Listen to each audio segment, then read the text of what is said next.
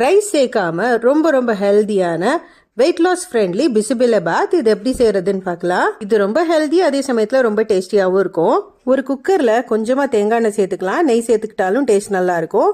கொஞ்சமா கடுகு, ஒரு பெரிய வெங்காயத்தை கட் பண்ணி வச்சிருக்கேன், அதை சேர்த்துட்டு நிறைய வெஜிடபிள்ஸ் சாப் பண்ணி வச்சிருக்கேன். இது எல்லாத்தையுமே அதில் சேர்த்துக்கலாம். நான் கத்திரிக்காய், பீன்ஸ், கேரட், அதுக்கப்புறமா தக்காளி இப்போ சீசன்ல இருக்கிறதுனால நிறைய தக்காளி சேர்த்திருக்கேன். கூடவே 2 கத்திரிக்காவும் கட் பண்ணி சேர்த்திருக்கேன். நமக்கு பிடிச்ச வெஜிடபிள்ஸ், என்ன வெஜிடபிள்ஸ் வேணாலும் இதில் சேர்த்துக்கலாம். கூடவே ஒரு 1/2 கப் அளவுக்கு பாசி பருப்பை நல்லா வாஷ் பண்ணி வச்சிருக்கேன், அதையும் இதில் சேர்த்துக்கலாம்.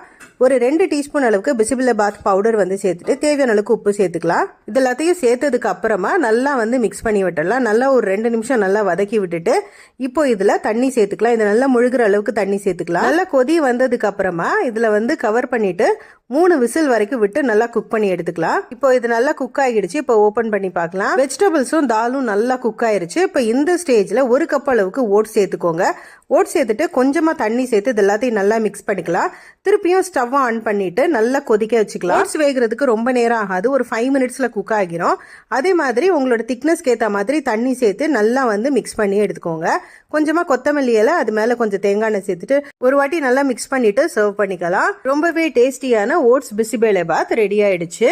இது கொஞ்சமா காரா பூந்தி, அது கூட பாயில்ட் எக்ஸ் இல்லைன்னா கொஞ்சம் வெஜிடபிள்ஸ்லாம் வச்சு சாப்பிடும் போது ரொம்பவே டேஸ்டியா இருக்கும்.